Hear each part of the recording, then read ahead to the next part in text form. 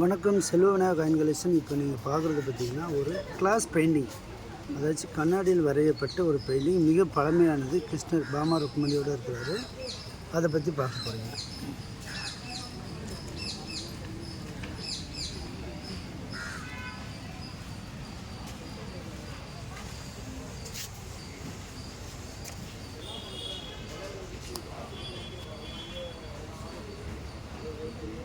ரொம்ப ஒரு நல்ல கண்டிஷனில் இருக்குது பார்த்துங்க.